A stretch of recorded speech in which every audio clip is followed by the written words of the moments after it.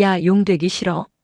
천년 묵은 이무기가 4살 동자승 앞에서 고개를 숙였다. 이무기를 협박한 건 칼도 주문도 아닌 아이의 눈빛이었다. 세상 모든 소리가 눈 속에 파묻힌 깊은 겨울이었다. 백두대간의 척추가 끊어질 듯 솟구친 곳, 인간의 발길이 닿지 않는 천지산의 꼭대기에는 거대한 흑색 바위들이 병풍처럼 둘러친 동굴이 있었다. 그곳은 산짐승조차 감히 범접하지 못하는 금역이었다. 서슬퍼런 살기가 아니라 감히 고개를 들 수 없는 압도적인 위압감이 동굴 입구를 막고 있었기 때문이다. 그 어둠 속 현암이 있었다. 천년. 그가 차가운 바위 바닥에 배를 깔고 엎드려 있었던 시간이었다. 그의 몸은 이미 뱀의 것이 아니었다. 칠흑같이 검은 비늘은 다이아몬드보다 단단하게 빛났고 이마에는 사슴의 뿔을 닮은 영각이 돋아나 있었다. 턱 아래에는 굵은 수염이 바람 없는 동굴 안에서도 일렁였다. 그는 기다리고 있었다. 하늘이 열리는 시간 자시가 되기를. 그리고 천년을 채우는 마지막 날이 저물기를. 이제 사흘 남았구나. 현암은 붉은 눈을 천천히 감았다 떴다. 그의 숨결 하나에 동굴 밖의 눈보라가 멈췄고 내쉬는 숨에 다시 폭설이 휘몰아쳤다. 산 아래 인간들은 이것을 기상이변이라 여겼으나 실은 승천을 앞둔 이무기의 호흡이었다. 그는 이미 여의주를 입에 물고 있었다. 단전 깊은 곳에서 끓어오르는 열기는 당장이라도 등뼈를 뚫고 날개를 펼치라 아우성쳤다. 하지만 현암은 움직이지 않았다. 마지막 관문은 부동과 무심이었다. 세상의 어떤 일에도 개입하지 않고 마음을 주지 않으며 오직 나 자신만을 완성하는 것. 그것이 그가 천년간 깨달은 승천의 조건이었다. 과거 그는 어리석었다. 500년 전에는 홍수를 막아주려다 마을 사람들에게 요물이라 손가락질 받았고 700년 전에는 산불을 꺼주려다 비늘이 타들어가는 고통을 겪었다. 인간은 은혜를 원수로 갚는 족속이었고 세상은 그의 선의를 이용하려 드는 아귀다툼의 장이었다. 그래서 그는 닫았다. 귀를 닫고 눈을 닫고 마음을 닫았다. 그렇게 완성된 고독이 눈앞에 있었다. 이제 사흘만 버티면 그는 용이 되어 이 지긋지긋한 땅을 떠나 구름 위에서 영생을 누릴 것이다. 그런데 바스락 미약한 소리가 고요를 찢었다. 현암의 미간이 꿈틀했다. 바람 소리가 아니었다. 눈 쌓인 나뭇가지가 부러지는 소리도 아니었다. 그것은 명백한 생명체의 무게가 실린 소리였다. 호랑인가? 아니면 멧돼지? 아니었다. 짐승들은 본능적으로 이곳을 피한다. 이곳의 서린 용의 기운은 짐승들에게는 공포 그 자체였다. 그렇다면 무엇인가? 질질. 닭. 질질. 소리는 점점 동굴 안쪽으로 향하고 있었다. 무언가 무거운 것을 끌고 오는 소리, 그리고 거친 숨소리. 현암은 어둠 속에서 따리를 튼 몸을 살짝 일으켰다. 황금빛 새로 동공이 어둠을 꿰뚫었다. 동굴 입구에 희미한 빛을 등지고 나타난 것은 믿을 수 없을 만큼 작은 존재였다. 다 떨어져서 솜이 삐져나온 회색 승복. 머리카락 하나 없이 파르라니 깎은 동그란 머리통. 제 몸집만 한 보찜을 등에 지고 한쪽 신발은 어디에 팔아먹었는지 맨발로 피투성이가 된 채 서 있는 아이. 고작해야 67살이나 되었을까. 아이의 얼굴은 추위와 배고픔으로 흑빛이었으나 눈동자만은 기이할 정도로 맑았다. 아! 아이가 입을 벌렸다. 하얀 입김이 흩어졌다. 현암은 기가 찼다. 감히 승천을 코앞에 둔 이무기의 동굴에 인간의 아이가 제 발로 걸어 들어오다니. 당장 호통을 쳐서 내쫓아야 마땅했다. 아니, 그저 콧바람만 불어도 저 작은 몸뚱이는 동굴 밖 절벽으로 날아갈 것이다. 하지만 현암은 움직이지 않았다. 승천 직전 살생은 금물이었다. 게다가 저리 비루한 것을 상대로 힘을 쓰는 것 자체가 수치였다. 스스로 나가겠지. 제풀에 지쳐서 나가거나 아니면 내 기운에 눌려 기절하거나. 그때였다. 아이가 비틀거리며 한 발짝 더 다가왔다. 그리고 칠흑 같은 어둠 속에 도사린 거대한 뱀, 현암의 눈을 정확히 마주보았다. 보통의 인간이라면 그 자리에서 오금이 저려 주저앉거나 심장이 멎을 공포스러운 형상이었다. 하지만 아이는 배시시 웃었다. 지렁이. 왕지렁이다. 현암의 콧잔등이 구겨졌다. 지렁이? 감히 천년 묵은 이무기를 보고 지렁이? 아저씨, 여기 되게 따뜻하다. 나 좀 들어가도 돼? 아이는 대답도 듣지 않고 보찜을 바닥에 털썩 내려놓았다. 그리고는 마치 제 집 안방인 양현암의 꼬리 쪽으로 다가오더니 차가운 비늘 위에 엉덩이를 붙이고 앉았다. 차가워. 아저씨 근데 비늘이 왜 이렇게 차? 보일러 안 틀었어? 현암은 할 말을 잃었다. 이건 담력이 센 것이 아니다. 미친 것이거나 아니면 무언가 잘못된 것이다. 그는 아주 낮고 위협적인 목소리로 동굴 전체를 울리는 복화수를 썼다. 내 이놈, 여기가 어디라고 함부로 발을 들이느냐. 목숨이 아깝지 않거든 당장 썩 꺼져라. 천둥 같은 울림이었다. 동굴 천장에서 고드름이 후두둑 떨어질 정도였다. 그러나 아이는 귀를 후비적거리며 대꾸했다. 목소리 진짜 크네. 아저씨 배고파서 그래? 나도 배고픈데. 아이는 주섬주섬 보찜을 뒤적였다. 그리고 말라비틀어진 곶감 하나를 꺼내 현암의 코앞으로 쑥 내밀었다. 자, 이거 먹고 화 풀어. 우리 스님이 그랬어. 배고프면 누구나 사나워진다고. 현암은 곶감을 내려다보았다. 그리고 아이를 내려다보았다. 이 상황이 도무지 이해가 되지 않았다. 천년의 수련 중 가장 황당한 시련이 승천 사흘 전에 닥쳐왔다. 아이는 끈질겼다. 이름은 보리라고 했다. 산 아래 운심사라는 작은 암자에서 살던 동자승이었다. 스님이 돌아가셨어. 보리는 곶감을 오물거리며 덤덤하게 말했다. 마치 남의 이야기를 하듯 건조한 말투였지만 씹고 있는 곶감 너머로 목울대가 울컥거리는 것이 보였다. 그래서? 현암은 최대한 냉정하게 물었다. 인간의 사정 따위 알 바 아니었다. 운심사라면 산 중턱에 있는 다 쓰러져가는 절이었다. 500년 전쯤 어떤 미친 중 하나가 털을 잡고 앉아 연부를 외던 곳이라는 기억이 어렴풋이 났다. 스님이 그랬거든. 내가 죽으면 더 높은 곳으로 가라고. 거기에 산신령님이 사는데 그분한테 가면 밥은 안 굶을 거라고. 그래서 기어 올라온 곳이 여기냐? 응. 근데 산신령님은 안 보이고 왕지렁이 아저씨만 있네. 보리는 실망한 기색이 역력했다. 현암은 우라가 치밀었다. 자신이 산신령보다 못한 존재 취급을 받다니. 나는 지렁이가 아니다. 천년을 묵은. 알았어. 알았어.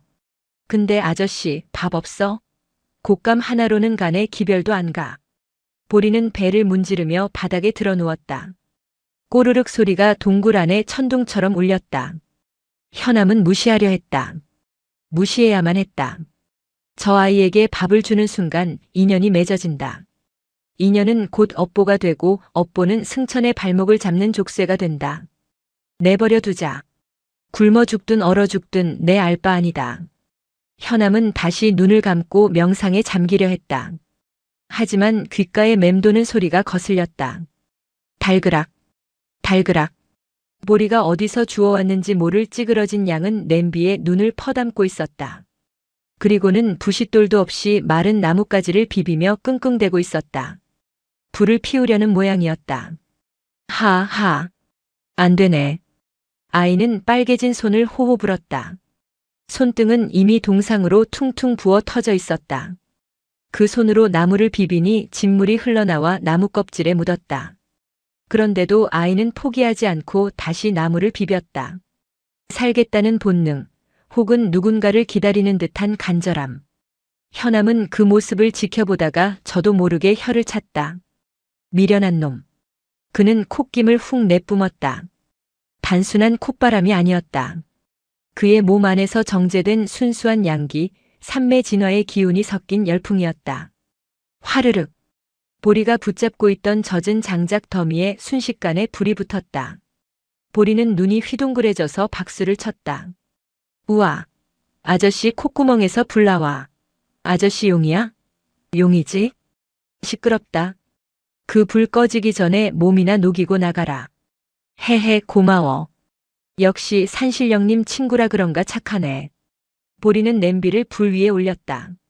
하지만 냄비 안에는 녹은 눈물뿐 끓일 곡식이 없었다. 아이는 멍하니 끓는 물만 바라보았다. 주머니를 뒤져보았지만 나오는 건 먼지뿐이었다. 현암은 그 꼴을 보기가 괴로웠다. 방관도 죄가 된다 했던가. 굶어 죽어가는 꼴을 눈앞에서 보면서도 외면한다면 그것이 과연 덕을 쌓는 길인가? 승천을 위해 비정해지는 것이 진정한 도인가? 천년의 수행이 던지는 딜레마였다. 결국 현암은 한숨을 내쉬었다. 그 한숨에 동굴밖 벼랑 끝에 자라나던 귀한 약초들이 뿌리째 뽑혀 날아왔다. 툭, 투둑. 보리의 발치에 떨어진 것은 백년 묵은 산삼과 영지버섯, 그리고 겨울 산에서 구하기 힘든 잣송이들이었다. 이게 뭐야? 먹어라. 그리고 조용히 해라. 내 백가죽이 등가죽에 붙는 소리가 시끄러워 잠을 잘 수가 없다. 우와, 신봤다. 보리는 산삼을 무 씹어 먹듯 와작 깨물었다. 인간들이 보면 기절초풍할 광경이었다. 천년 묵은 이무기 앞에서 백년 묵은 산삼을 라면 건더기처럼 냄비에 숭덩숭덩 썰어넣고 끓이는 7살 동자승이라니. 죽 끓는 냄새가 동굴 안에 퍼졌다. 고소하고 쌉싸름한 향기. 현암은 그 냄새가 싫지 않았다. 아니, 어쩐지 묘하게 그리운 냄새였다. 아주 먼 옛날, 그가 아직 작은 뱀이었을 때 어느 초가집 부뚜막 밑에서 맡았던 밤 냄새 같았다. 보리는 펄펄 끓는 죽을 후후 불어 한 입 먹더니 숟가락을 들어 현암 쪽으로 내밀었다. 아저씨도 한 입 할래? 나는 인간의 음식을 먹지 않는다. 이슬만 먹고 산 지 500년이다. 에이, 그러니까 힘이 없어서 누워만 있지. 자, 해봐. 보리는 막무가내였다. 뜨거운 죽이 담긴 숟가락이 거대한 이무기의 입가로 다가왔다. 현암은 피하려 했으나 아이의 눈망울이 너무나 맑아서 거절하면 저 아이가 울 것만 같아서 자기도 모르게 입을 살짝 벌렸다. 그 순간 숟가락이 쑥 들어왔다. 따뜻하고 몽글몽글한 것이 혀끝에 닿았다. 그것은 단순히 곡식의 맛이 아니었다. 누군가가 나를 위해 끓여준 정성의 맛이었다. 천년 동안 차갑게 식어있던 현암의 위장이 꿈틀했다. 그리고 깨달았다. 자신이 지금 승천을 사흘 앞두고 가장 위험한 짓을 저질렀다는 것을. 그는 인간과 밥을 나누어 먹었다. 이것은 식구가 되었다는 뜻이었다. 그날 밤 산에는 기록적인 폭설이 내렸다. 동굴 입구가 눈으로 막힐 정도였다. 기온이 급격히 떨어져 바위도 쩍쩍 갈라지는 소리를 냈다. 보리는 불 꺼진 모닥불 옆에서 몸을 웅크리고 떨고 있었다.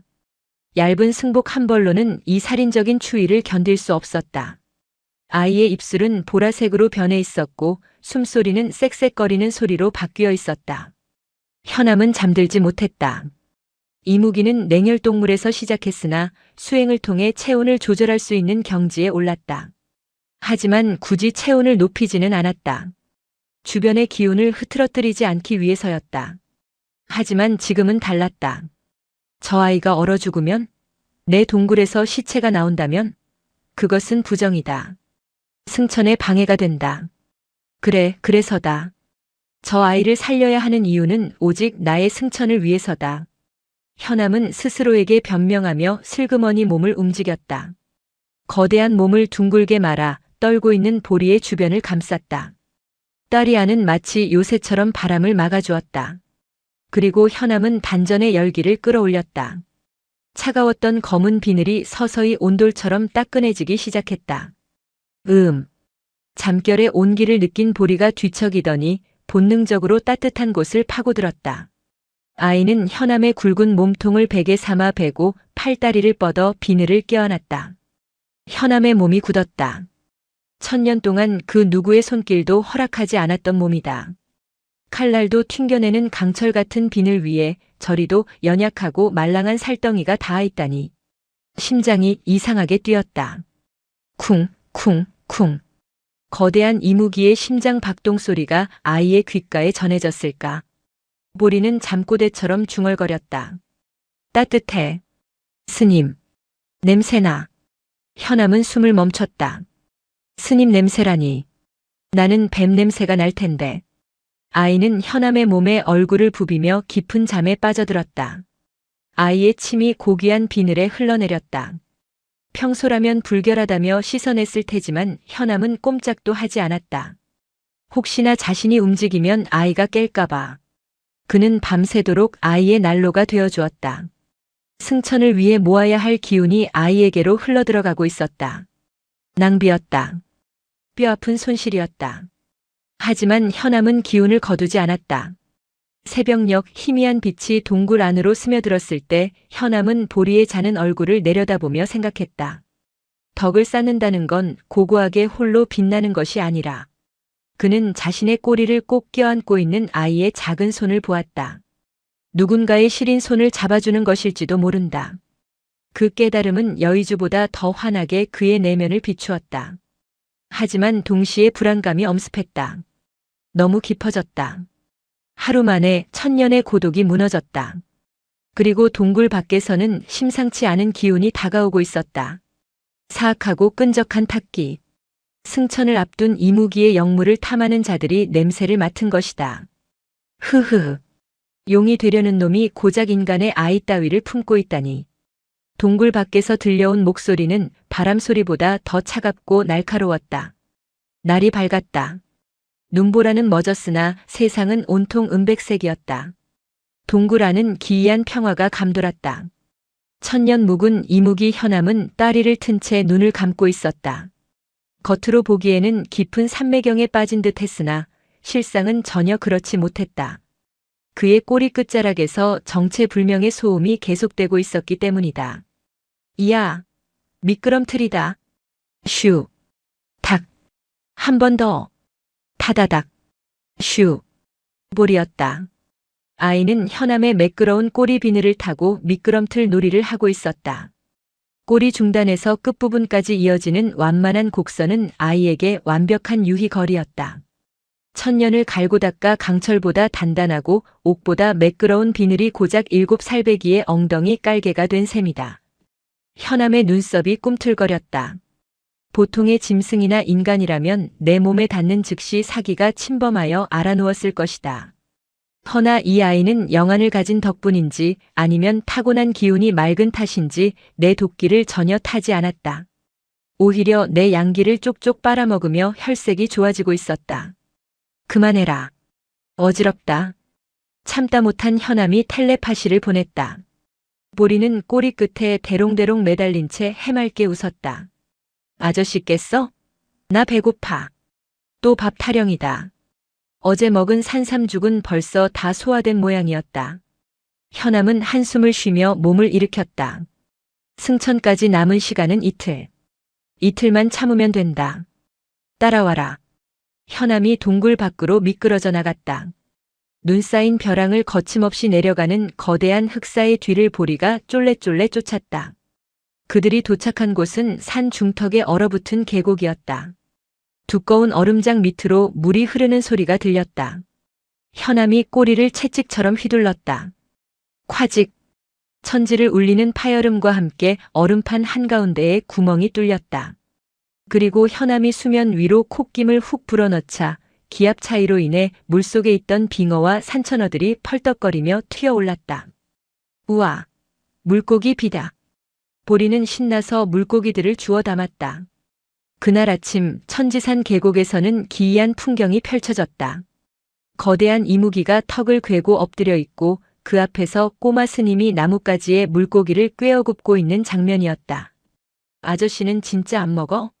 이거 되게 맛있는데. 보리가 노릇하게 구워진 산천어를 내밀었다. 현암은 고개를 돌렸다. 살생을 피해야 하는 시기에 간접 살생을 도운 것도 모자라 냄새까지 맡고 있으려니 수행에 방해가 이만저만이 아니었다. 근데 아저씨, 보리가 입가에 검댕을 묻힌 채 물었다. 용 되면 어디로 가? 하늘로 간다. 구름 위 인간의 때가 묻지 않은 청정한 곳으로. 거기 가면 뭐가 좋은데? 고통도 없고 배고픔도 없고 시끄러운 것도 없다. 영원한 자유가 있지. 심심하겠다. 보리의 대꾸에 현암은 말문이 막혔다. 심심하다니. 그 고귀한 해탈의 경지를 고작 지루함으로 치부하다니. 스님이 그랬어. 아무도 없는 곳에서 혼자 잘 먹고 잘 사는 건 감옥이나 다름없다고. 같이 놀 사람이 있어야 천국이랬어. 내 스승은 말이 참 많았구나. 응. 그래서 내가 좋아했어. 보리는 다 먹은 생선뼈를 눈밭에 묻어주며 합장을 했다. 물끄러미 그 모습을 보던 현암의 마음 한구석이 찌르르 울렸다. 혼자 있는 것이 완벽이라 믿었다. 하지만 저 아이가 곁에 있으니 춥지 않았다. 천년의 겨울 중 가장 따뜻한 겨울이었다. 그때 현암의 감각이 곤두섰다. 어제 느꼈던 그 불길한 기운, 탁기가 다시금 그리고 훨씬 더 가깝게 느껴졌다. 탁기는 바람을 타고 왔다. 비린내 섞인 바람이었다. 현암은 급히 보리를 자신의 등 뒤로 숨겼다. 황금빛 눈동자가 숲의 어둠을 쏘아보았다. 누구냐? 비겁하게 숨어서 기척만 흘리지 말고 나와라. 현암의 호통에 주변의 나무들이 부르르 떨었다. 그러자 숲그늘 속에서 한 사내가 걸어 나왔다. 창백하다 못해 푸른빛이 도는 피부, 깡마른 체구에 헐렁한 도포를 걸친 자. 한쪽 눈에는 검은 안대를 하고 있었으나 나머지 한쪽 눈은 뱀보다 더 사악하게 빛나고 있었다. 사파의 도사 괴월이었다. 그는 수백 년간 요괴들의 정기를 빨아먹으며 연명해 온 인간이 돼 인간이 아닌 자였다. 천년 묵은 이묵이라. 소문대로 기운이 아주 달콤하구나. 괴월은 혀로 입술을 핥았다. 그의 시선은 현암의 목덜미, 정확히는 여의주가 있는 곳에 꽂혀 있었다. 그러다 현암의 뒤에 삐죽 튀어나온 보리의 회색 승복 자락을 발견하고는 비릿하게 웃었다. 호. 승천을 앞둔 영물이 인간의 아이를 키우다니. 이거 아주 재미있는 약점이 생겼군. 새치 혀를 놀리지 마라. 내 놈 따위가 감당할 수 있는 상대가 아니다. 현암의 몸에서 푸른 안개가 피어올랐다. 위협이었다. 하지만 괴월은 물러서지 않았다. 그는 품에서 낡은 부적 한 장을 꺼내 허공에 던졌다. 크크크. 내가 너를 상대할 것 같으냐? 내 놈의 업보가 너를 상대할 것이다. 부적이 허공에서 불타오르자 땅이 흔들렸다. 눈 덮인 땅이 갈라지며 거대한 그림자가 솟구쳤다. 그것은 뼈와 가죽만 남은 거대한 곰의 형상이었다. 죽었으되 죽지 못한 요수 사령곰이었다. 크어워. 사령곰이 포효하며 보리를 향해 달려들었다. 보리는 비명도 지르지 못하고 주저앉았다. 현암은 생각할 겨를도 없이 몸을 날렸다. 쾅! 현암의 꼬리가 사령곰의 옆구리를 후려쳤다. 집채만 한 곰이 종잇장처럼 날아가 바위에 처박혔다. 보통 짐승이었다면 즉사했겠지만 사령곰은 고통을 느끼지 못하는 괴물이었다. 다시 일어나 달려들었다. 현암은 갈등했다. 녀석을 완전히 소멸시키려면 삼매진화를 써야 한다. 하지만 승천을 코앞에 두고 살생의 업을 쌓을 수는 없었다. 그렇다고 육탄전만으로 제압하기엔 보리가 위험했다. 아저씨. 사령곰의 날카로운 발톱이 보리의 머리 위로 떨어지려는 찰나. 현암은 자신의 몸을 방패처럼 던졌다. 쫙. 섬뜩한 소리와 함께 검은 비늘이 찢겨나갔다. 붉은 선혈이 하얀 눈 위에 흩뿌려졌다. 천년 동안 금강불괴를 자랑하던 현암의 몸에 상처가 났다. 승천을 앞두고 몸의 기운을 여의주로 모으느라 육체의 방어력이 약해진 탓이었다. 아, 아저씨. 피. 보리의 얼굴이 하얗게 질렸다. 현암은 고통을 삼키며 보리를 품에 안았다. 그리고 낮은 목소리로 으르렁거렸다. 내 몸에 손을 댄 대가는 내 놈의 영혼으로 치르게 될 것이다. 현암의 눈이 붉게 충혈되었다. 살생을 하지 않겠다는 맹세가 흔들리고 있었다. 아이를 지키기 위해서라면 천년의 공들임 따위는 부서져도 좋다는 무서운 살기가 동굴 앞을 가득 메웠다. 괴월은 당황했다. 이무기가 제 몸을 던져 인간을 구하다니 계산에 없던 일이었다. 게다가 현암이 뿜어내는 살기는 상상을 초월했다. 사령곰 따위는 기세만으로 눌려 바닥을 기고 있었다. 미친놈. 승천을 포기할 셈이냐? 괴월은 뒷걸음질 쳤다. 하지만 그는 교활했다. 정면 승부가 불가능하다면 가장 약한 고리를 끊어야 했다. 가라. 아이의 혼을 잡아라. 괴월이 손가락을 튕기자 사령곰의 몸에서 검은 연기가 빠져나와 보리에게 쇄도했다. 물리적인 공격이 아닌 정신을 파괴하는 주술이었다. 으악! 보리가 머리를 감싸쥐고 쓰러졌다. 아이의 몸이 사시나무 떨듯 떨렸다. 얼굴에는 검은 핏줄이 돋아나고 있었다. 사악한 기운이 아이의 맑은 영혼을 오염시키고 있었다. 보리야. 현암은 다급히 아이를 살폈다. 아이의 숨이 넘어가고 있었다. 이대로 두면 아이는 죽거나 영원히 악령에 조종당하는 꼭두각시가 된다. 방법은 하나뿐이었다. 지극한 양기로 음기를 태워버리는 것. 하지만 현암의 양기는 지금 여의주 안에 응축되어 있었다. 그것을 꺼내 쓰는 순간 여의주는 불완전해진다. 하늘이 닫힌다. 천년의 기다림이 물거품이 된다. 고작 이 아이 하나 때문에 현암의 내면에서 갈등이 폭풍처럼 몰아쳤다. 나는 누구인가? 나는 하늘을 날고 싶은 용인가 아니면 땅을 기는 뱀인가?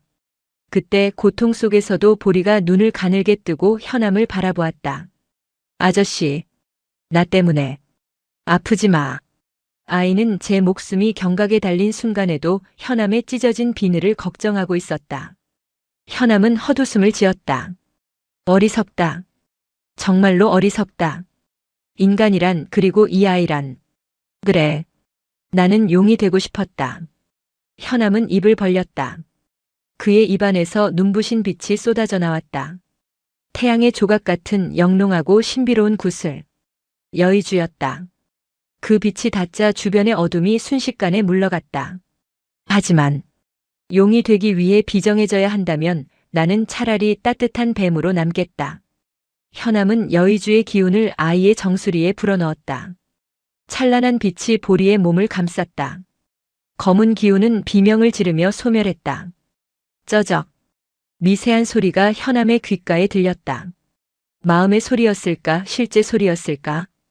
빛을 잃어가는 여의주 표면에 실금 하나가 그어졌다. 그것은 하늘로 가는 티켓이 찢어지는 소리였고 동시에 땅에 남을 자격을 얻는 소리였다. 괴월은 그 광경을 보고 경악했다. 미친. 진짜로 미친놈이군. 여의주를 깨서 고작 핏덩이를 살려? 괴월은 공포를 느꼈다. 잃을 것이 없는 자가 가장 무서운 법이다. 승천을 포기한 이무기에게는 더 이상 자비도 망설임도 없을 테니까.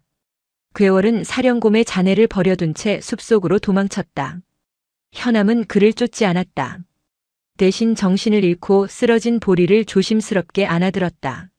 상처 입은 비늘에서 피가 계속 흘러내려 아이의 뺨을 적셨다. 따뜻하구나.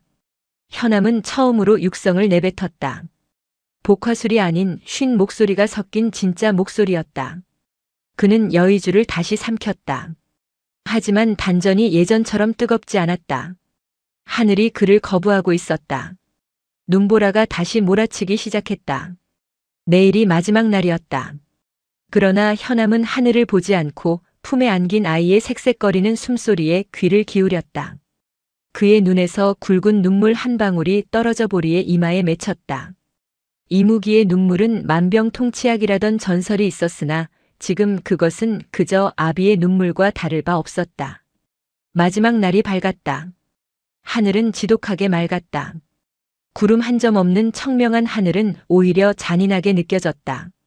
오늘 자시 저 하늘이 갈라지고 현암을 부르는 길이 열릴 것이다. 하지만 동굴 안의 공기는 무거웠다. 현암은 다리를 튼 채 거친 숨을 몰아쉬고 있었다. 금이 간 여의주가 뱃속에서 불규칙하게 요동치며 내장을 갉아먹는 듯한 고통을 주었다. 승천을 위해 모아둔 기운이 깨진 틈으로 새어나가고 있었다. 아저씨, 많이 아파?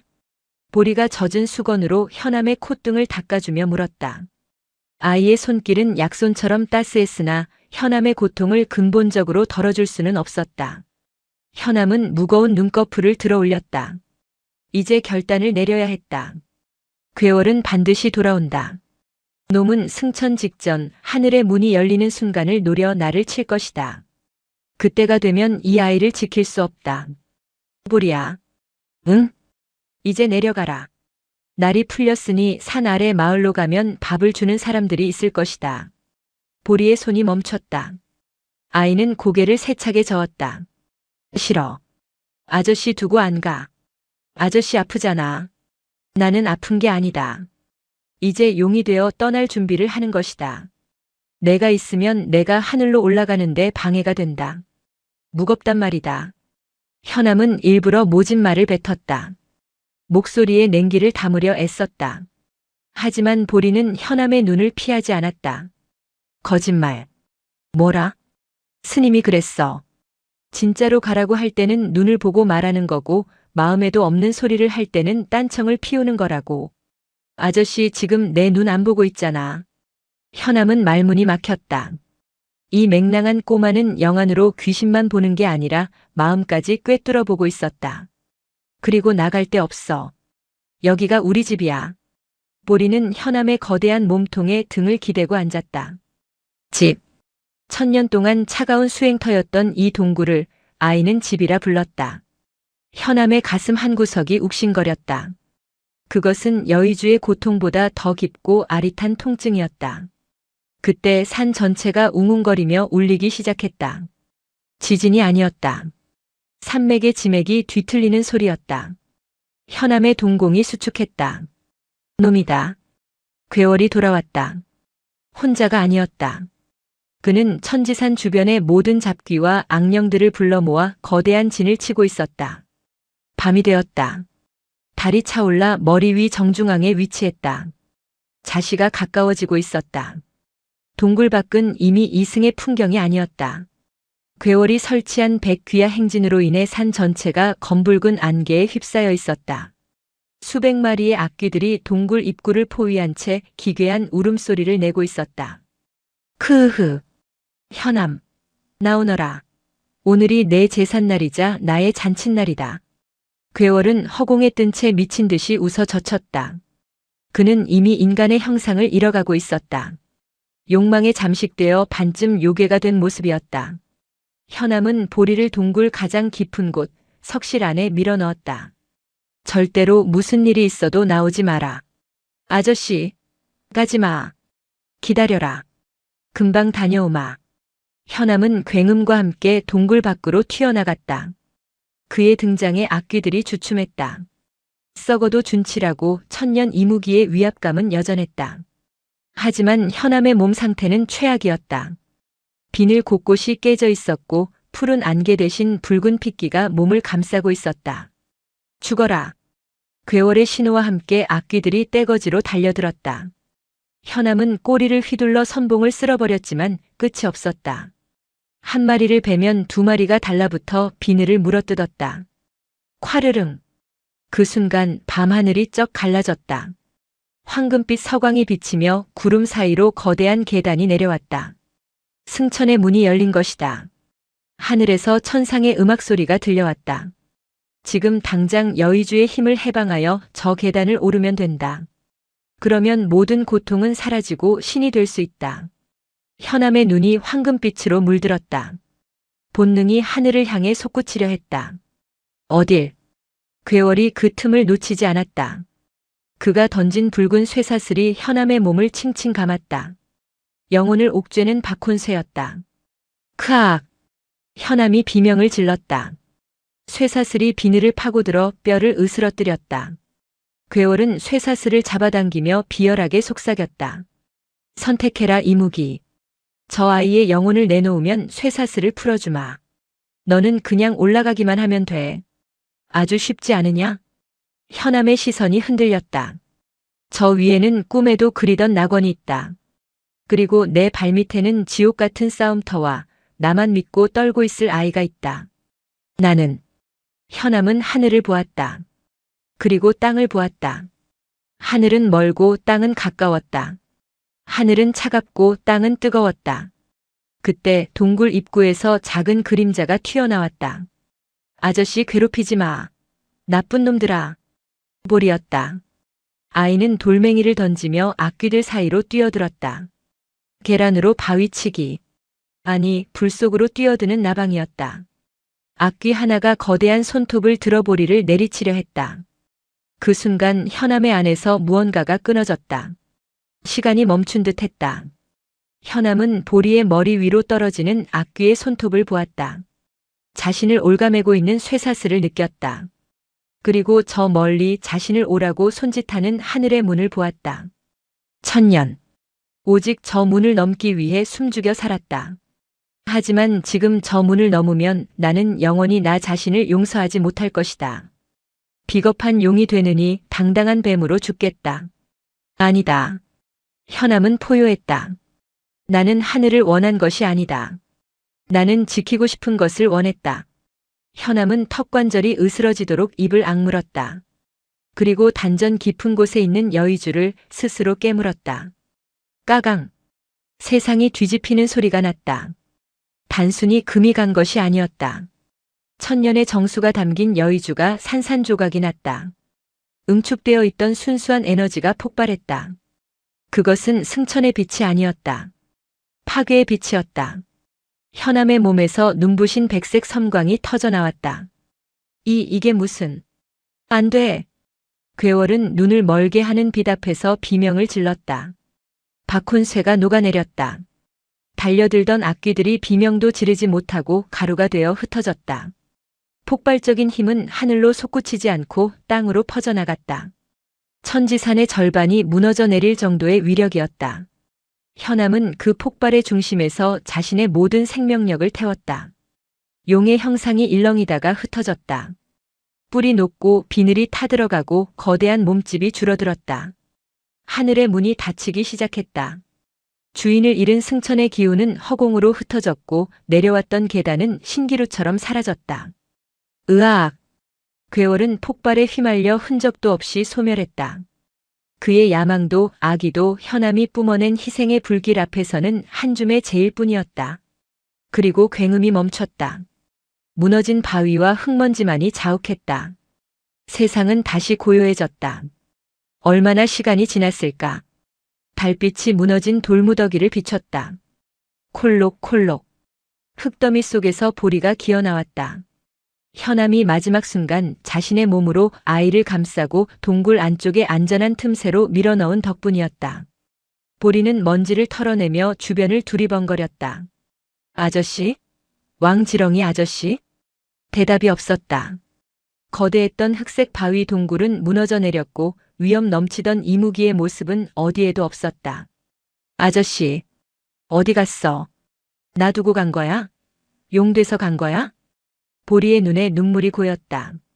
다리에 힘이 풀려 주저앉았다.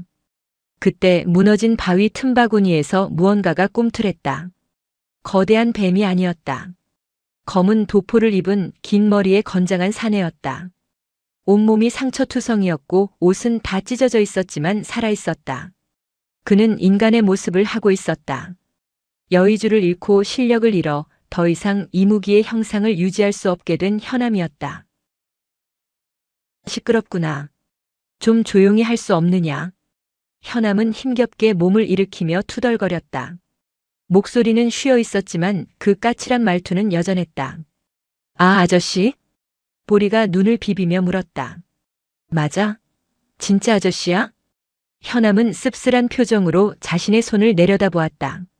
날카로운 발톱 대신 투박한 인간의 손이 있었다. 단전은 텅 비어 냉기만 감돌았다. 천년의 수련이 말짱 도루묵이 되었다. 그래. 이제 용도 아니고 이무기도 아닌. 그냥 아무것도 아닌 존재다. 현암은 하늘을 올려다보았다. 닫힌 하늘은 무심하게 별만 반짝이고 있었다. 후회는 없다고 생각했으나 밀려오는 허탈감은 어쩔 수 없었다. 망했구나. 천년 농사가 다 망했어. 현암이 자조적으로 중얼거렸다. 그때 보리가 다가와 현암의 커다란 손을 자신의 작은 두 손으로 꼭 잡았다. 아저씨, 망한 거 아니야. 뭐? 보리는 주머니를 뒤적거렸다. 그리고 꼬깃꼬깃 아껴두었던 포장지가 다 벗겨진 알사탕 하나를 꺼내 현암의 손바닥 위에 올려놓았다. 자, 이거 받아. 이게 뭐냐? 내 보물 1호. 사탕. 보리는 해맑게 웃었다. 그 미소 뒤로 아주 잠시 거대한 후광이 비치는 듯 했다. 현암은 눈을 의심했다. 보리의 그림자가 순간적으로 부처의 형상 혹은 옥황상제의 형상처럼 보였다가 사라졌다. 보리가 나직이 말했다. 아빠가 그랬어. 하늘을 나는 용은 구름을 부리지만 땅을 걷는 용은 마음을 움직인다고. 아저씨는 하늘을 버리고 나를 선택했잖아. 그게 진짜 용이 할 수 있는 제일 어려운 거래. 현암은 멍하니 아이를 바라보았다. 이 아이는 누구인가? 정말 길 잃은 동자승일까 아니면 천년의 마지막 관문으로 하늘이 보낸 시험관일까? 진실은 알 수 없었다. 하지만 그것은 중요하지 않았다. 중요한 것은 지금 자신의 손에 쥐어진 이 녹아버린 사탕이 사라진 여의주보다 더 무겁고 따뜻하다는 사실이었다. 달겠구나. 현암은 사탕을 입에 넣었다. 혀끝의 감도는 단맛이 온몸으로 퍼져나갔다. 맛있지? 그치? 그래. 천년 묵은 곶감보다 낫구나. 현암은 비틀거리며 일어났다. 그리고 자연스럽게 보리의 손을 잡았다.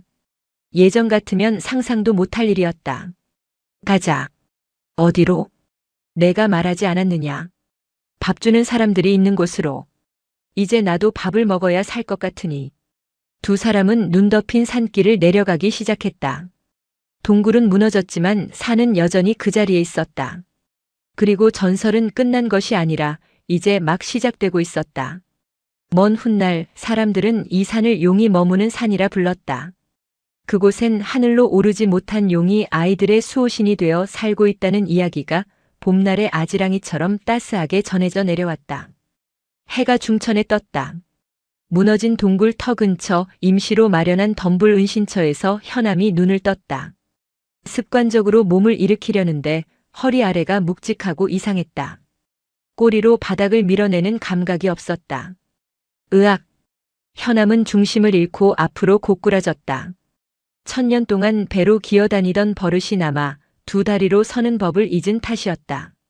흙바닥에 얼굴을 처박은 그의 눈앞에 보리의 꼬질꼬질한 발이 보였다. 아저씨 뭐해? 아침 체조야? 보리가 낄낄거리며 웃었다. 현암은 흙을 털고 일어나려 했으나 갓 태어난 송아지처럼 다리가 후들거렸다. 190cm가 넘는 거구의 사내가 엉거주춤하게 서 있는 꼴은 가관이었다. 다리가 거추장스럽구나. 왜 인간들은 이런 불완전한 지지대를 달고 다니는 것이냐? 아저씨가 걷는 연습을 안 해서 그렇지. 자, 나 따라 해봐. 왼발, 오른발. 보리가 시범을 보였다. 현암은 인상을 찌푸리며 한 발을 내디뎠다. 생각보다 땅의 감촉이 생생했다. 비늘이 있을 때는 느끼지 못했던 흙의 차가움, 자갈의 날카로움이 발바닥을 통해 전해졌다. 채!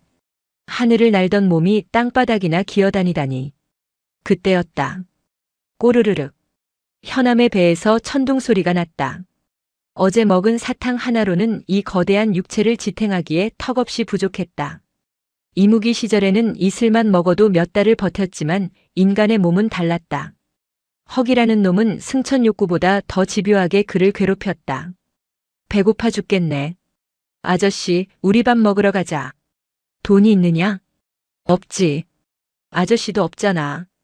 현암과 보리는 서로를 빤히 쳐다보았다. 천년 이무기와 예비고승. 둘의 스펙은 화려했으나 현실은 당장 밥 한 끼 사 먹을 돈 없는 무일푼 거지 신세였다. 내려가자. 인간들이 사는 마을로. 현암은 비장하게 말했다. 그는 자신의 품 안을 더듬었다. 다행히 옷은 남루했으나 천년 동안 모은 도끼와 내공이 육체 근육으로 치환되어 힘많은 장사였다. 가서 밥을 내놓으라고 호통을 치면 주지 않겠느냐? 아저씨, 그러면 관아에 잡혀가. 밥값은 일을 해서 버는 거야. 보리의 핀잔에 현암은 입맛을 다셨다. 신선 노름은 끝났다. 이제 생존을 위한 밥벌이가 시작된 것이다. 산 아래 첫 마을은 녹은 마을이라 불렸다. 푸른 숲에 숨겨진 마을이라는 뜻이었으나 실상은 흉년이 들어 팍팍하기 그지없는 곳이었다. 마을 입구에 들어서자 사람들은 낯선 이방인을 경계했다. 특히 산적처럼 덩치가 크고 눈매가 사나운 현암을 보며 수군거렸다. 저 덩치 좀 보게. 산도둑놈 아닌가? 옆에 꼬마중은 뭐고? 납치한 거 아뇨? 현암의 미간이 꿈틀했다. 당장이라도 내가 이 산의 주인이었다라고 소리치고 싶었으나 보리가 그의 소매를 잡아 끌었다. 안녕하세요. 저희는 산에서 수행하다 내려온 스님과. 보리가 현암을 소개하려다 말문이 막혔다. 스님이라기엔 머리가 길고 속세인이라기엔 분위기가 묘했다. 그냥 힘센 삼촌이에요. 밥 좀 주시면 뭐든 도와드릴게요. 마을 어귀의 주막집 주모가 그들을 위아래로 훑어보았다. 일손이 필요하긴 한데 힘은 좀 쓰게 생겼네. 저기 뒷마당에 쌓인 장작 좀 패놓으면 국밥 2그릇 주지. 고작 나무 토막 몇 개 패는 걸로 국밥을 준다고. 인간들은 참으로 후하구나. 현암은 코웃음을 치며 뒷마당으로 향했다. 거기엔 아름드리 통나무들이 산더미처럼 쌓여 있었다. 보통 장정이라면 꼬박 사흘은 걸릴 양이었다. 주모는 도끼를 건네주려 했으나 현암은 거들떠보지도 않았다. 도구는 약한 자들이나 쓰는 것이다. 그는 통나무 하나를 세워놓고 맨손으로 내려쳤다. 박! 날카로운 파열음과 함께 통나무가 정확히 반으로 쪼개졌다. 주모의 눈이 튀어나갈 듯 커졌다. 현암은 멈추지 않았다. 파바박! 그의 손날이 춤을 출 때마다 장작이 국수 가락처럼 뽀얗게 쪼개져 날아갔다. 도끼질도 필요 없었다. 그저 손으로 툭 치면 쩍 갈라졌다. 1000년 동안 바위를 부수며 단련된 꼬리치기의 위력이 손날에 고스란히 남아있던 덕분이었다. 30분 뒤, 뒷마당의 장작 더미는 완벽하게 정리되어 있었다. 현암은 땀 한 방울 흘리지 않고 먼지를 털며 나왔다. 밥 내와라. 주모는 덜덜 떨리는 손으로 국밥 2그릇에 머슴밥 고봉을 얹고 수육까지 한 접시 썰어내왔다. 보리는 환호성을 지르며 숟가락을 들었다. 현암도 국물을 한 모금 들이켰다.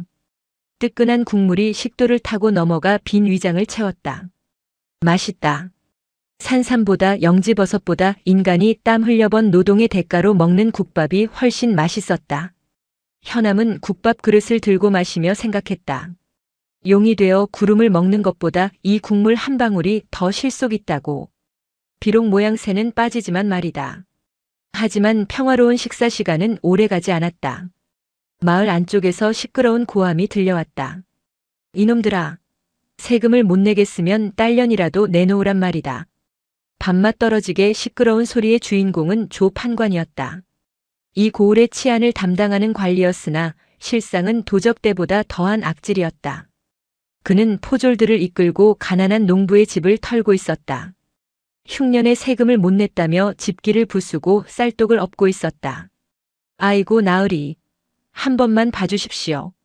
올해 농사가 망쳐서 입에 풀칠하기도 힘듭니다요. 늙은 농부가 바짓가랑이를 잡고 매달렸으나 조 판관은 발길질로 그를 걷어찼다. 시끄럽다. 나라의 녹을 먹는 내가 빈손으로 돌아갈 것 같으냐? 저기 저 닭이라도 잡아라. 포졸들이 마당을 휘젓고 다녔다. 주막 평상에 앉아 그 꼴을 보던 보리가 숟가락을 탁 내려놓았다. 아저씨, 저 사람들 나쁜 사람이지? 현암은 국물까지 싹 비운 뒤 입가를 닦았다. 인간 세상의 일이니라. 강한 자가 약한 자를 밟는 것은 자연의 섭리지. 신경 꺼라. 현암은 개입하고 싶지 않았다. 여의주를 잃은 지금 괜히 관아와 엮여서 좋을 게 없었다. 그는 조용히 자리를 뜨려 했다. 하지만 조 판관의 눈에 보찜을 메고 일어서는 보리와 현암이 들어왔다. 거기 멈춰라. 덩치 큰 놈, 너는 낯이 익지 않은데. 어디서 굴러먹던 놈이냐? 호패는 있느냐? 조 판관이 시비를 걸어왔다. 현암은 무시하고 지나가려 했으나 포졸들이 창으로 앞을 막아섰다. 묻는데 대답을 안 해? 이놈이 수상하구나. 첩자 아니면 도적놈이 분명하다. 당장 오라를 받아라. 현암이 한숨을 깊게 내쉬었다. 밥값은 했고 조용히 가려 했는데 하늘도 무심하시지. 보리가 현암의 옆구리를 쿡 찔렀다. 아저씨, 밥 먹었으면 밥값 해야지. 저 아저씨들 혼내주면 안 돼? 나는 인간을 때리지 않는다. 너무 약해서 툭 치면 죽거든. 그럼 안 죽을 만큼만 때리면 되잖아. 그때 조 판관이 보리의 머리를 툭 쳤다. 이 맹랑한 꼬마 중놈이 어디서 어른들 대화에 끼어들어. 순간 현암의 눈빛이 변했다. 천년 묵은 이무기의 살기가 주막 전체를 얼어붙게 만들었다. 현암이 조 판관의 손목을 낚아챘다. 방금 그 더러운 손으로 무엇을 건드린 것이냐? 이거 놓지 못해? 나는 조정에서 내려온 판관이다. 판관? 나는 이 산의 주인이다. 현암이 손목에 힘을 주자 우두둑 뼈가 어긋나는 소리가 났다. 조 판관이 비명을 질렀다. 아, 쳐라. 저놈을 당장 쳐라. 포졸 5명이 동시에 창을 내질렀다. 하지만 현암은 피하지 않았다. 창날이 그의 몸에 닿는 순간 팅 하는 소리와 함께 창대가 부러져 나갔다. 비늘은 사라졌지만 천년간 단련된 근육과 뼈는 웬만한 쇠붙이보다 단단했다. 금강불괴의 육신은 여전히 유효했다. 이 괴물 같은 놈. 현암은 포졸들의 멱살을 잡아 허공으로 던져버렸다. 마치 집단을 던지듯 가벼운 몸놀림이었다. 포졸들은 마을 어귀의 감나무에 줄줄이 걸렸다. 현암은 겁에 질려 주저앉은 조 판관 앞으로 다가갔다. 거대한 그림자가 판관을 덮쳤다. 잘 들어라. 한 번만 더 내 눈에 띄거나 이 마을 사람들을 괴롭히면. 현암이 옆에 있던 맷돌을 집어들었다. 그리고 손가락으로 꾹 눌렀다. 단단한 화강한 맷돌이 두부처럼 으깨져 가루가 되었다. 내 놈 머리통을 이렇게 빚어주마. 조 판관은 거품을 물고 기절했다. 마을 사람들은 숨을 죽이고 그 광경을 지켜보다가 일제히 환호성을 질렀다. 그날 녹은 마을에는 새로운 전설이 생겼다. 맨손으로 장작을 패고 맷돌을 가루로 만드는 산에서 내려온 괴력의 수호신에 대한 이야기였다. 하지만 이것은 시작에 불과했다. 기절한 조 판관의 품에서 떨어진 붉은 비단 주머니. 그곳에는 심상치 않은 문양이 새겨진 옥패가 들어있었다. 그것은 죽은 줄 알았던 괴월의 잔당들이 모이는 비밀 결사 혈교의 표식이었다. 악연은 아직 끝나지 않았다. 녹은 마을에 기이한 소문이 돌기 시작했다. 주막집에 새로 들어온 머슴이 소 5마리 몫을 혼자 해낸다는 소문이었다. 어이, 김씨, 저기 밭 좀 봐봐. 왜 그러나? 저 총각이 밭을 가는데 쟁기가 없잖아. 현암은 드넓은 자갈밭 한가운데 서 있었다. 그는 쟁기 대신 맨손을 흙바닥에 꽂아 넣고 그대로 앞으로 달렸다. 콱! 마치 지진이 일어난 듯 땅이 뒤집혔다. 딱딱하게 굳어있던 묵은 밭이 순식간에 부드러운 옥토로 변했다. 소가 하루 종일 헐떡거려야 할 일을 현암은 밥 한 끼 먹을 시간이면 끝내버렸다. 휴! 현암은 이마에 맺힌 땀을 닦았다. 1000년 동안 구름을 타고 날아다니던 그가 이제는 흙먼지를 뒤집어 쓰고 감자를 심을 땅을 고르고 있었다. 자존심이 상할 법도 했지만 의외로 나쁘지 않았다.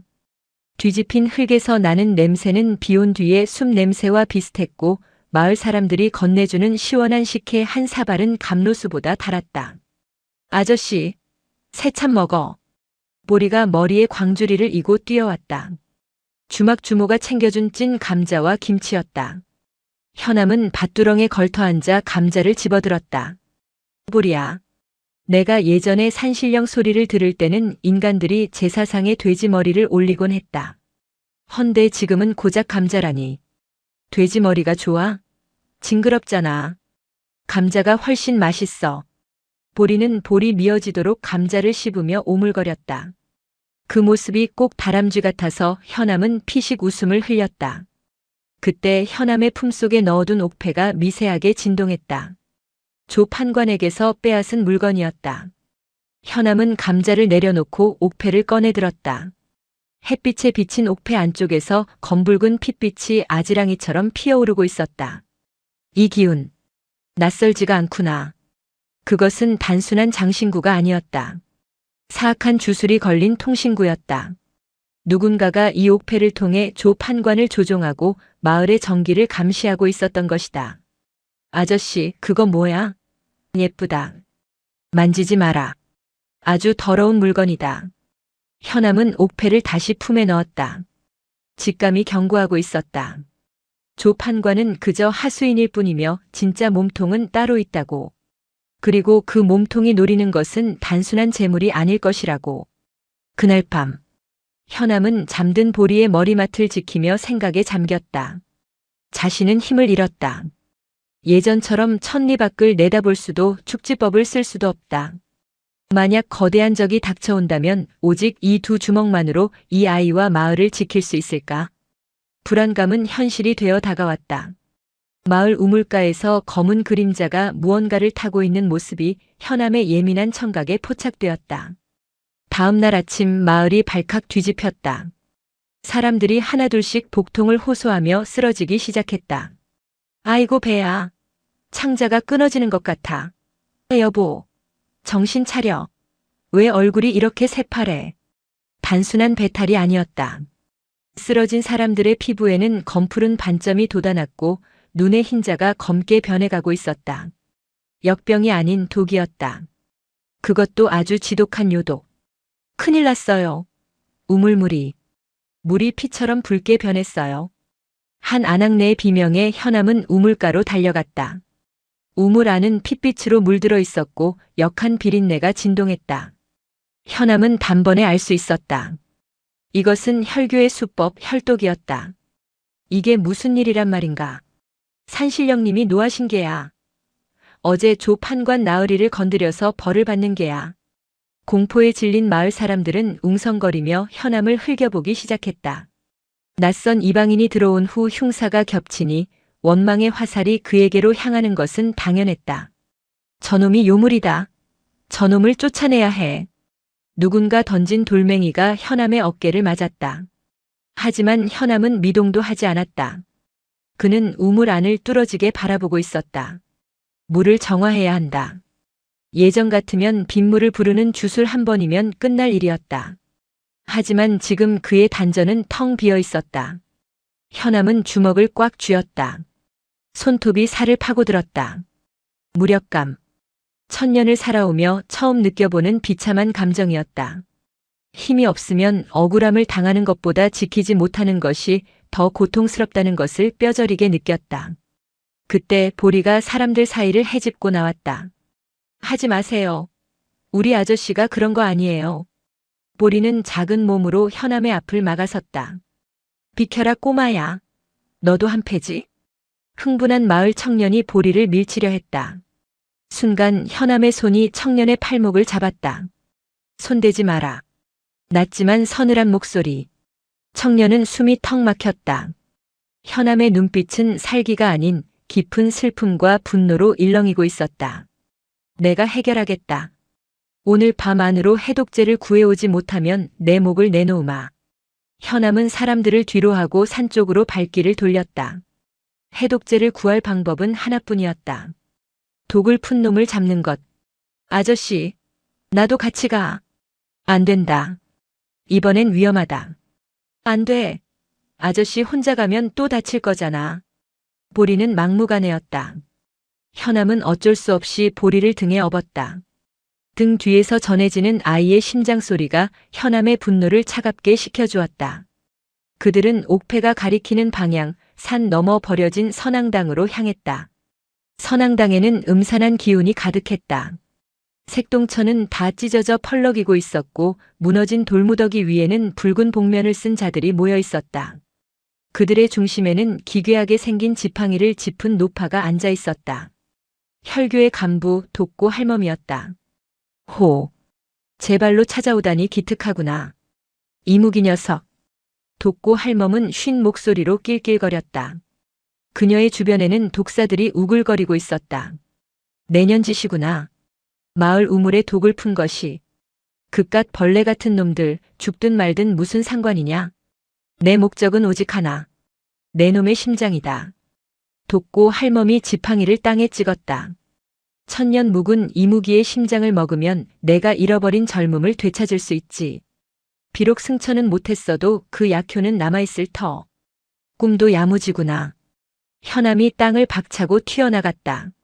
순식간에 거리를 좁힌 그는 독고 할멈의 면상을 향해 주먹을 날렸다. 쾅! 하지만 주먹은 허공에 막혔다. 보이지 않는 독의 장막이 할멈을 보호하고 있었다. 현암의 주먹에 닿은 피부가 치익 소리를 내며 타들어갔다. 어리석은 놈. 육체만 믿고 덤비다니. 요술을 못 쓰는 너는 이빨 빠진 호랑이일 뿐이다. 독고 할멈이 지팡이를 휘두르자 독사떼가 현암을 향해 날아들었다. 현암은 보리를 보호하며 독사들을 쳐냈다. 하지만 수적 열세였다. 독사에게 물린 곳이 점차 마비되어 갔다. 무릎이 꺾이고 시야가 흐려졌다. 이대로 끝인가? 현암이 무릎을 꿇었다. 독고 할멈이 다가와 지팡이 끝에 달린 칼날을 현암의 심장에 겨누었다. 잘 가라, 타락한 용이여. 칼날이 내려 꽂히는 순간 우리 아저씨 건드리지 마. 현암의 등 뒤에서 보리가 뛰쳐나왔다. 아이는 본능적으로 현암을 가로막고 양팔을 벌렸다. 비켜라. 꼬마야. 독고 할멈은 멈추지 않았다. 칼날이 보리의 가슴을 향했다. 현암은 절규했다.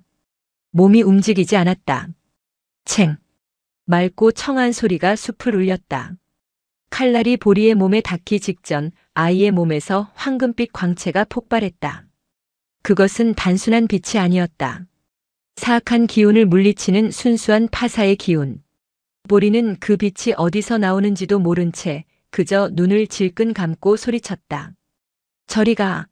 못생긴 할망구야. 보리의 외침과 함께 황금빛 파동이 돋고 할멈을 강타했다. 으악! 이건 무슨 빛이냐? 눈이. 내 눈이. 돋고 할멈은 눈을 감싸쥐고 뒤로 나뒹굴었다.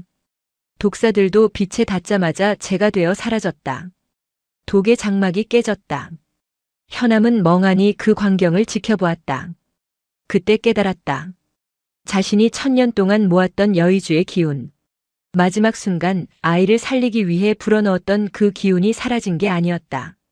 그것은 보리의 몸 안에 잠재되어 있다가 아이의 순수한 마음과 공명하여 깨어난 것이었다. 현암은 이를 악물고 일어섰다. 마비독이 퍼진 다리에 힘을 주었다. 보리가 만든 틈이다. 헛되게 하지 않겠다. 현암은 비틀거리면서도 전력으로 돋고 할멈에게 달려들었다. 이번에는 독의 장막이 없었다. 현암의 주먹이 이번엔 빗나가지 않고 정확히 할멈의 명치에 꽂혔다. 퍽! 묵직한 타격음과 함께 할멈의 몸이 허공으로 붕 떠서 선앙당 기둥에 처박혔다. 선앙당이 와르르 무너져 내렸다. 현암은 거친 숨을 몰아쉬며 보리에게 다가갔다. 보리는 빛을 쏟아낸 후 기운이 빠져 털썩 주저앉아 있었다. 보리야, 괜찮느냐? 아저씨, 나 졸려. 보리는 현암의 품에 안기자마자 깊은 잠에 빠졌다. 현암은 아이의 머리를 쓰다듬으며 쓰러진 독고 할멈의 품에서 해독제가 든 병을 찾아냈다. 싸움은 이겼다. 하지만 현암은 알게 되었다. 자신의 힘은 사라진 것이 아니라 이 아이를 통해 이어지고 있다는 것을. 그리고 이제 혈교는 이무기의 심장뿐만 아니라 보리의 존재까지 노리게 될 것이라는 사실을.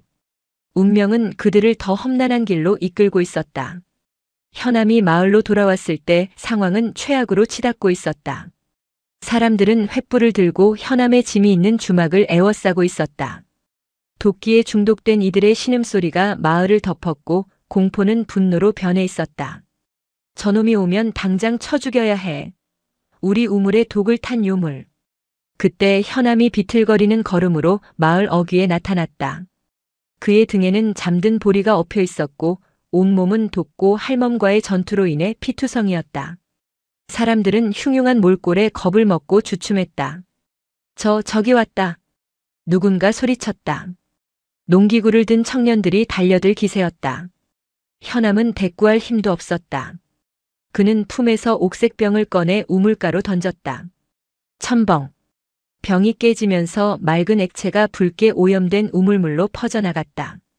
순식간에 비린내가 사라지고 붉은 기운이 정화되며 물이 다시 투명해졌다. 마셔라. 현암이 쉰 목소리로 말했다. 그게 살 길이다. 사람들은 의심의 눈초리를 거두지 못했다. 그때 촌장이 용기를 내어 두레박으로 물을 길어 올렸다. 그리고 떨리는 손으로 물을 마셨다. 꿀꺽꿀꺽. 촌장의 검게 변했던 눈동자가 원래대로 돌아오고 거친 숨소리가 편안해졌다. 살았다. 독이 사라졌어. 그제야 사람들은 앞다투어 우물물을 마시기 시작했다. 쓰러져 있던 환자들에게 물을 먹이자 거짓말처럼 반점이 사라지고 혈색이 돌아왔다. 현암은 그 광경을 지켜보다가 긴장이 풀린 듯 바닥에 주저앉았다. 자신을 향해 욕을 하고 돌을 던지던 사람들이었다. 예전에 이묵이 현암이었다면 괘씸해서라도 다 쓸어버렸을 것이다. 하지만 지금은 그들이 살아나는 모습을 보니 안도감이 먼저 들었다. 이상하구나.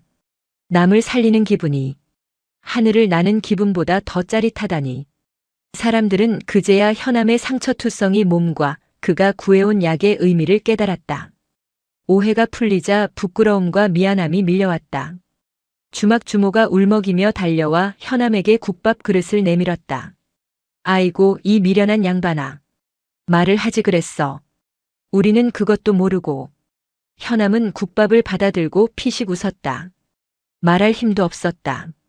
밥이나 더 다오. 배고파 죽겠다. 그날 밤 현암은 마을의 영웅이 되었다. 사람들은 그를 용님이라 부르기 시작했다. 진짜 용이 되지 못한 그에게는 아이러니한 호칭이었으나 그 어떤 신호보다 듣기 좋은 이름이었다. 하지만 평화는 폭풍전야의 고요였다. 현암은 알고 있었다. 돕고 할멈은 꼬리일 뿐. 그녀가 죽었으니 이제 몸통이 직접 움직일 차례라는 것을. 사흘 뒤 밤하늘에 뜬 달이 핏빛으로 붉게 물들었다. 저걸이었다. 혈교의 교주 혈마가 강림하는 징조였다. 마을 주변의 숲이 바싹 말라 비틀어졌다. 생명력이 빨려나간 것이다. 바람조차 불지 않는 숨막히는 정적 속에서 마을 입구에 한 남자가 나타났다. 붉은 비단옷을 입고 발이 땅에 닿지 않은 채 허공을 걷는 남자. 그의 뒤로는 수백 명의 혈교도들이 그림자처럼 따르고 있었다. 이곳이군. 내 충실한 종 독고를 죽이고 여의주의 기운을 숨기고 있는 곳이. 혈마의 목소리는 작았으나 마을 사람들의 고막을 찢을 듯 파고들었다. 현암은 밭을 갈다 말고 쟁기를 내려놓았다. 올 것이 왔다. 보리야. 현암이 밭두렁에서 놀고 있던 보리를 불렀다. 주막 아줌의 뒤에 숨어 있거라. 내가 부를 때까지 절대 나오지 마라. 아저씨, 저 빨간 아저씨 무서워. 냄새가 나. 썩은 피냄새. 그래. 아주 지독한 놈이다. 하지만 걱정 마라. 이 아저씨가 누구냐? 이묵이 아니냐? 현암은 보리의 머리를 헝클어뜨리고 마을 입구로 걸어나갔다. 그의 손에는 무기 대신 굵직한 통나무 하나가 들려 있었다. 혈마는 현암을 보고 비웃었다. 꼴이 우습구나. 천년의 위엄은 어디 가고 흑투성이 농사꾼이 되어 있느냐? 내 놈 눈에는 농사꾼으로 보이느냐? 내 눈에는 내 놈이 거름으로 보인다. 밭에 뿌리면 아주 잘 자라겠구나. 오만하군. 여의주도 없는 빈 껍데기 주제에. 혈마가 손을 뻗자 붉은 장풍이 현암을 덮쳤다. 현암은 통나무를 휘둘러 장풍을 막아냈다. 쾅! 통나무가 산산조각이 났다. 현암은 뒤로 10걸음이나 밀려났다. 손바닥이 찢어질 듯 아렸다. 확실히 돕고 할멈과는 차원이 달랐다. 인간의 육체로는 감당하기 힘든 요력이었다. 내놓아라. 그 아이를 내놓으면 너와 이 벌레들은 살려주마. 혈마의 목표는 명확했다. 여의주의 기운이 깃든 아이 보리였다. 현암은 입가에 흐르는 피를 닦으며 씩 웃었다. 싫은데? 그 녀석은 내 밥줄이라서 말이다. 죽어라 그럼. 혈마의 신형이 붉은 안개처럼 흩어지더니 순식간에 현암의 눈앞에 나타났다. 전투는 처절했다. 현암은 인간의 육체가 낼 수 있는 한계를 넘어 싸웠다. 바위를 들어 던지고 나무를 뽑아 휘둘렀다. 하지만 혈마의 요술 앞에서는 역부족이었다. 보이지 않는 칼날이 현암의 살을 베고 혈마의 주먹이 현암의 뼈를 부러뜨렸다. 크억! 현암이 무릎을 꿇었다. 온몸이 피투성이었다. 한쪽 눈은 부어올라 앞이 보이지 않았다. 마을 사람들은 공포에 질려 비명조차 지르지 못했다. 끝이다. 이묵이. 혈마가 현암의 목을 조르며 들어올렸다. 현암의 발버둥이 점차 약해졌다. 의식이 흐릿해져 갔다. 여기까지인가. 미안하다 보리야. 그때였다. 우리 아저씨 놓아줘. 주막 뒤에 숨어있던 보리가 뛰쳐나왔다. 아이의 손에는 작은 돌멩이 하나가 들려 있었다. 보리는 울면서 돌멩이를 혈마에게 던졌다. 툭. 돌멩이는 혈마의 옷자락에 닿고 힘없이 떨어졌다. 혈마는 가소롭다는 듯 웃었다. 호, 제 발로 기어 나오는구나. 아주 기특한 먹잇감이야. 혈마는 현암을 내동댕이 치고 보리에게 다가갔다. 현암은 손을 뻗었다. 안 돼. 도망가. 목소리가 나오지 않았다. 혈마의 손이 보리의 정수리에 닿으려는 순간 보리는 두려움에 떨면서도 물러서지 않았다. 아이는 쓰러진 현암을 보며 소리쳤다. 아저씨 일어나. 아저씨는 용이잖아. 내가 봤어. 아저씨 등 뒤에 엄청 큰 용이 있단 말이야. 아이의 외침이 현암의 귓가에 꽂혔다. 등 뒤에 용이 있다고. 나는 여의주를 깨버렸는데 아니었다. 현암은 깨달았다. 여의주는 힘의 원천이 아니었다. 그것은 그저 그릇일 뿐이었다. 진짜 힘은 지키고자 하는 마음에서 나온다는 것을 1000년 전 그가 처음 수행을 시작했을 때 가졌던 그 마음. 홍수를 막고 산불을 끄며 사람들을 돕고 싶었던 그 순수한 열망. 그것이 바로 용의 자격이었다. 그래. 내 말이 맞다. 현암이 비틀거으며 일어났다. 그의 몸에서 빛이 나기 시작했다. 여의주의 빛이 아니었다. 그의 영혼이 타오르는 빛이었다. 그리고 보리의 몸 안에 잠재되어 있던 기운이 현암의 의지에 공명하여 흘러들어왔다. 나는 하늘로 올라가는 용은 포기했다. 현암의 주먹에 황금빛 오라가 감돌았다. 하지만 내 식구를 건드리는 놈을 묵사발 내는 용은 할 수 있지. 현암이 땅을 박찼다. 이번에는 달랐다. 혈마가 반응하기도 전에 현암의 주먹이 혈마의 복부에 꽂혔다. 쾅! 대포가 터지는 소리가 났다. 혈마의 눈이 튀어나올 듯 커졌다. 방어막이 종이장처럼 찢어졌다. 이게 무슨 힘이냐? 여의주도 없는 놈이. 이건 밥심이다 이 자식아. 현암은 멈추지 않았다. 오른손, 왼손, 다시 오른손. 보리의 응원 버프? 와 현암의 분노가 합쳐진 주먹 세례가 혈마를 난타했다. 마지막 일격. 현암은 온 힘을 다해 혈마의 턱을 올려쳤다. 꺼져라. 혈마의 몸이 포탄처럼 날아가 밤하늘의 붉은 달을 가렸다. 그리고 공중에서 붉은 기운이 흩어지며 폭죽처럼 터져버렸다. 저골이 사라지고 다시 맑은 은색 달빛이 마을을 비췄다. 현암은 주먹을 든 채 그대로 뒤로 벌러덩 누웠다. 하! 힘들어서 못 해먹겠네. 보리가 달려와 현암의 배 위에 엎어졌다. 아저씨, 이겼어. 진짜 멋있었어.